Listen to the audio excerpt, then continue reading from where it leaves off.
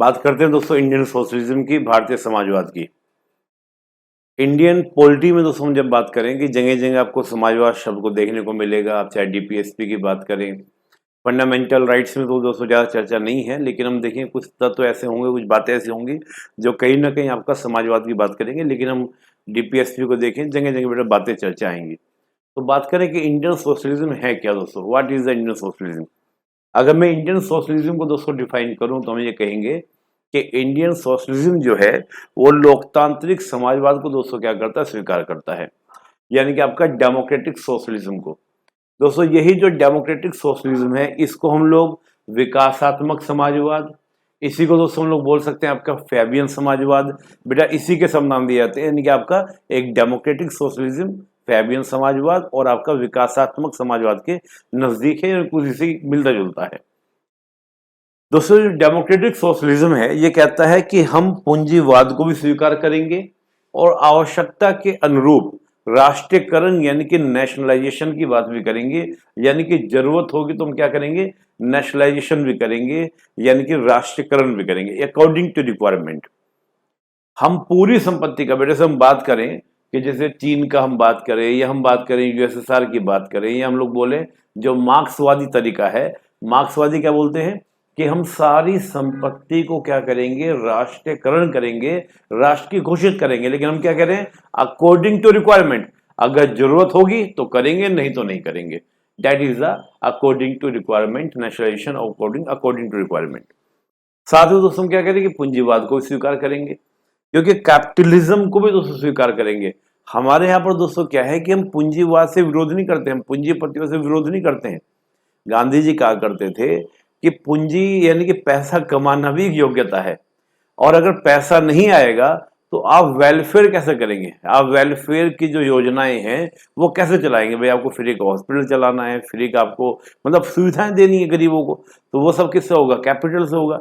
तो पूंजीपति से घृणा नहीं करनी है, बल्कि योग्य मानना है उसको। लेकिन उसके अंदर दूसरी बातें बोलते थे गांधी जी, क्या ट्रस्टीशिप का भाव लाना है, क्यों ये माने कि उसको ईश्वर ने योग्यता दी और वो इसलिए दी ताकि वो जन कल्याण के लिए कार्य करें। उस थ्योरी को बेटा गांधीवाद झुकाव की हो।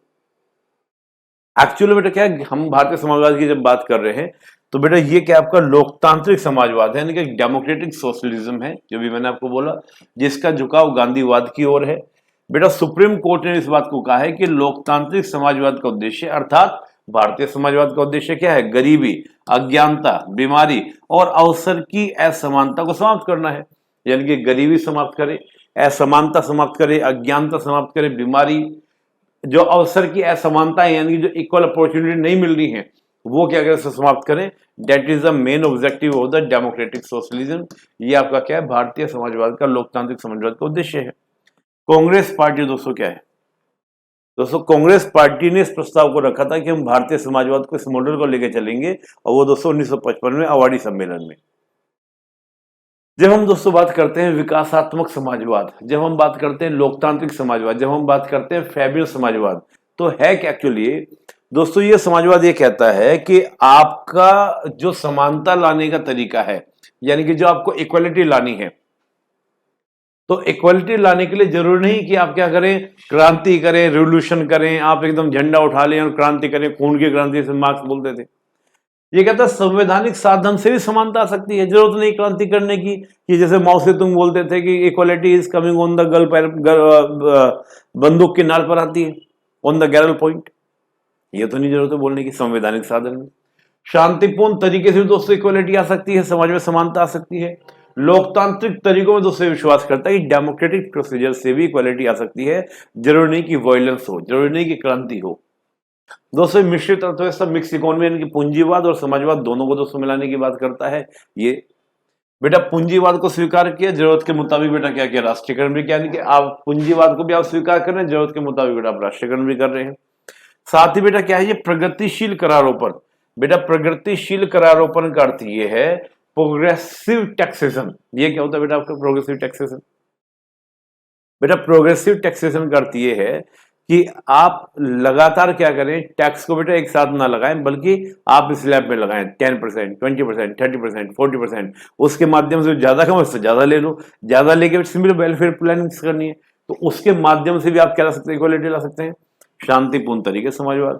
जबकि बेटा जो साम्यवादी मार्क्सवादी वैज्ञानिक समाजवाद इसको बोलते हैं, जो मार्क्स की आइडियोलॉजी पर, यानी कि हम बोले माओ से तुंग जिसकी बात करते थे चीन के अंदर, माओ, लेनिन जो बात करते थे, हम क्यूबा की बात करें, नॉर्थ कोरिया की बात करें, ये सब कंट्री बेटा क्या मानते हैं, समानता खूनी क्रांति थे, यानी कि इक्वलिटी जो आएगी वो वायलेंस आएगी, हम इसको नकारते हैं।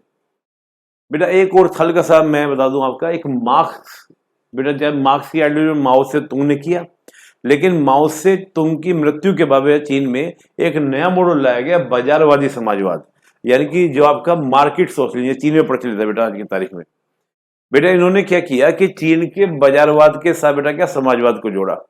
इन्होंने बेटा क्या आम लोगों को बेटा मूलभूत सुविधाएं, शिक्षा, स्वास्थ्य, आवास दिया, और साथ ही बेटा क्या था, वितरण में लोगों की आवश्यकता पर ध्यान दिया। इन्होंने क्या किया कि बाजारवाद और समाजवाद को मर्ज कर दिया, और बेटा कुछ स्पेशल जोन्स बना दिए कि इन स्पेशल जोन में तो क्या होगा, अकॉर्डिंग टू मार्केट के अकॉर्डिंग काम होगा, और मार्केट का नहीं, पूंजीवाद के अकॉर्डिंग काम होगा। पूंजीवाद का एक ही मकसद है, प्रॉफिट कमाओ, और जो प्रॉफिट आएगा उस प्रॉफिट को दोस्तों क्या किया गया कि जो लोगों की बेसिक नीड्स है वो हम क्या करेंगे, पूरी करेंगे। तो बेटा इससे थोड़ा सा डिफरेंट है हमारा, इससे बिल्कुल अलग हमारा हो जाता है। तो बेटा ये हो आपका बाजारवादी समाजवाद। तो ये था बेटा हमारा भारतीय समाजवाद। बाजारवादी समाजवाद में बेटा ये होता है कि हम अगर थोड़ा सा एक अंदर हो मैं आपको बता दूं कि बेटा जो बाजारवादी समाजवाद है वहां पर आप देखेंगे जितनी भी प्राइवेट इंडस्ट्री होगी उन सब में क्या होगा बेटा, गवर्नमेंट का स्टेक होल्डर होगा, यानी कि गवर्नमेंट का कोई ना कोई शेयर होगा। दूसरा बेटा जो बाजारवादी समाजवाद है वो लोगों को आर्थिक अधिकार देने की बात करता है कि हम आपको नौकरी देंगे, दैट इज आर गारंटी। वो स्टेट बेटा जिम्मेदारी लेता है लोगों को नौकरी देने की। दूसरा लेकिन बेटा वहां पर राजनीतिक अधिकार, सामाजिक अधिकार कुछ नहीं है। जैसे हम भारत की हम बात करें बेटा, तो भारत में बेटा राजनीतिक सामाजिक स्वतंत्रता पूरी है, अधिकार पूरे, न्याय पूरा है। आर्थिक न्याय के लिए डीपीएसपी में रखा गया है, ये हम आगे बात करेंगे। तो डीपीएसपी में रखा गया यानी कि आर्थिक न्याय, इकोनॉमिकल जस्टिस, आर्टिकल 39 के अंदर। तो राज्य प्रयास करेगा लेकिन आपको राजनीतिक और सामाजिक अधिकार पहले से मिले हुए हैं, ये आपको पूर्ण रूप से प्राप्त है दोस्तों। तो ये था बेटा आपका आर्थिक, यानी कि हम भारतीय समाजवाद, इंडियन सोशलिज्म की जो बात